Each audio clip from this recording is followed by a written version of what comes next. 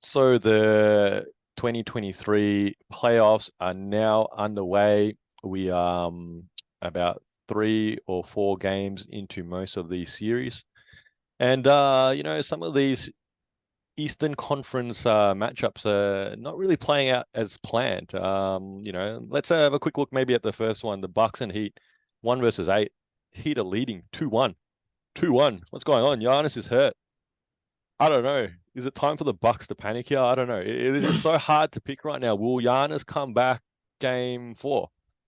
Anyone's guess right now. It's probable. Yeah, I don't know what is is he like I don't know what's his current injury status. It's so hard to pick. I'm going to stick with my gut feeling that the Bucks still have enough here to close this out. I think I picked the Bucks in 4 as a sweep. Clearly not the case. But yeah, look, Miami could cause a huge upset. Well, both our projections are wrong. You had the sweep, I had the gentleman's sweep. Miami's already got one more win than anyone expected. And yes, it is on, pun intended, the back of Giannis going down very early in game one and not returning. And I'm gonna say it in. I'm gonna say it again out loud. What the hell? Where are the medical reports? Can we figure out what's going on? It's a back contusion, right? Which to me I understand is internal bruising, which I'm not a doctor. I don't know, man. But like, if he gets hit in the back, is that really bad? I don't know. He he tried to play a little bit on that back injury and then ultimately sat out. Mm. So it doesn't feel like it's an acute can't play anymore. But yeah, it's clearly like the Bucks went from being, oh yeah, like probably Eastern Conference Finals very easily, maybe even the NBA Finals too. Oh, if there's no Giannis, this team's in very big trouble. The Heat shooting very well from the three all of a sudden, despite coming in to the playoffs being awful. And they have had some injuries. Tyler Hero goes down. Obviously, Oladipo goes down. Terrible for him. In terms of a sympathetic angle. It's another patella tendon injury on a guy who's already accumulated a couple of those now and some complications of surgery. You don't like it, but he wasn't in the rotation. A lot of people made a big fuss about that. I'm not trying to dismiss his impact on the Heat, but he wasn't one of their key guys. It's unfortunate for him, but it's not unfortunate for the Heat. And Jimmy Butler just exited the game. Now, Jimmy Butler's a fascinating character. He's a battler. He's a soldier. I feel more confident about him being in game 4 than I do about Giannis at this point because this Giannis thing's weird. Giannis came back from that hyperextended knee in the finals, and yet he's got a back bruise and he's not playing. So I'm going to stick with it. I feel like Bucks should win this, but again, like to preface it, it wouldn't surprise me if we're not talking about the Bucks going on to the next round in a week or two's time. So this one will be interesting to see how it plays out. Yeah, absolutely. So obviously flipping to the number 2-7 matchup here, we had the Celtics leading the Hawks 3-1. Obviously they grabbed game, what is it, 4 today. And now DeJounte Murray, he's being investigated for bumping a referee or something. I don't know. I haven't seen the clip. But probably not a positive sort of bit of news there. And I don't know, what's usually a penalty? You get a game for that, or you just get a fine? Yeah, I don't know. Yeah, you get a yeah, no, game. it's Yeah. And so definitely check out the footage because it okay, legitimately like he the classic like bump yeah, with yeah. the stare down. All Like right, it's all right. just like, dude, do you So not feel like going to Boston? we're putting money down that DeJounte Murray is now missing a critical game 5, and I think this one's over for the Hawks. They got one game and got on them, but they just don't have enough firepower to beat the Celtics. That's the reality. It's you wonder if there's an element of if Quinn Snyder had been the coach throughout the season, is there a different Hawks team at this point? You hear all the rumors about Trey Young and that, but yeah, look, Atlanta has been competitive, right? They had that comeback in game one despite being down by a lot. Um, it's look that they got to figure themselves out. They got to figure themselves out. But Boston are a championship caliber team. They were within 2 games of winning the championship last season. It is no surprise that this has played out the way it had. I had them projected at a 4-1, and I feel like that's going to come to fruition in the next game. So, yay me. And we obviously jump across to the Sixers Nets matchup, which is over. It's over. Yeah, go fishing for the Nets. I think they're probably relieved from a player's perspective that it's done and they can just get on with their summer holidays. I think they were not really supposed to be a playoff team with this lineup anyway. So, and I don't know, hopefully MB comes back healthy for the second round. Again, we sort of always talk about we want players and teams at full strength at the playoffs because that's makes it the most exciting sort of matchups. It's always disappointing when key players are lost for whatever reason, and then suddenly, it sort of really shifts the game, into uncertainty sometimes. It's an interesting dynamic that I'm going to bring up here.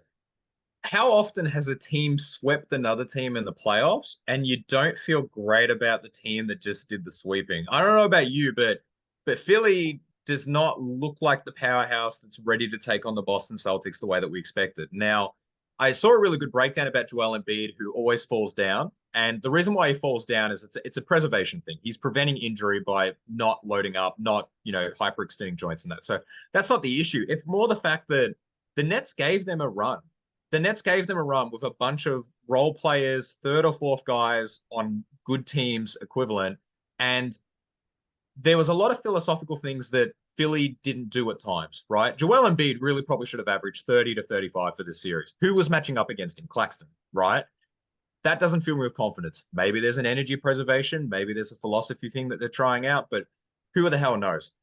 It didn't feel like a convincing sweep. I feel like we could watch Philly go into the second round. I'm gonna have a give and take on that. I think the Sixers didn't need to deploy 100% effort to even complete this sweep. I think that's the reality. I think they went out there, played 80% effort, and they still got the job done. That's the imbalance in this matchup that was probably inevitable from the start. I I just, you know what? Like, let this be a little bit of a footnote, but when Philly and Celtics meet in the second round, most likely, I think we're going to notice some of these habits or some of these injuries or whatever's going on in this series. I think it's going to carry over and it's not going to bode well for them. Well, we'll jump to the last matchup here, which obviously we got the Knicks leading the Cavs. The 5 seed is leading the 4th seed here, 3-1. And we're going back to New York. Is that right? We're going back to New No, no, Caps. No, going back to Cleveland. Going back to Cleveland. Yeah, because the Knicks won both at home. Correct. So going back to Cavs here to Cleveland to keep their season alive. And playoff Mitchell has not shown up. I think that's the narrative here in Cleveland, which is yeah, I don't know. I think did I pick the Cavs? I think we both picked the Cavs, yeah, for this. And I don't know. I'm just gonna stay with my pick here. I don't feel like I want to really change picks at this point. But the Knicks here, I think, could easily get this done on the road here, and this series is finished. Brunson has continued to just play that consistent, reliable self at that spot, and the Cavs are up and down, up and down. And if Randall can, apparently he's still not 100% on his ankle, but if he can come back and give them a little bit of production still from that four spot there. Look, this might not go the Cavs' way. You're talking about a 3-1 deficit now. So it's actually rare territory for a team to come back. And the Cavs have proved really inconsistent. And those two bigs of theirs just ain't bigging very well. I think the hope rests in that game 7 would be at home for them. So if they win this one at home and they can pick up one on the road, now you're back to game 7. I mean, it feels like you're just kind of saying that 1 + 1 is 2, man. Of course, yeah, they have to win their next 3 games in a row. They have to win on the road. But where they're at is important too. Yeah, it's not 3 games in New York. I think the biggest challenge is that Brunson looks like a killer, right? He looks like a killer. He will come onto that Cleveland floor and try his best to put you away. And Donovan Mitchell's probably going to have to rise up to the occasion. Maybe there's an issue with the guards, right? I don't know what's going on with Cleveland. Maybe Garland and Mitchell don't work in tandem as well as they thought, or this give and take that they seem to do doesn't actually translate to success in the playoffs. Why are the bigs playing very well? Is there an issue at the forward spot? Is there a depth issue? The Knicks are probably going through. I'm happy to jump ship. I had the Cavs in 6. I'll go with the Knicks. I'm going to go with the Knicks. I feel like the Knicks in 6 now. It's over. I don't know what's going on with the Cavs.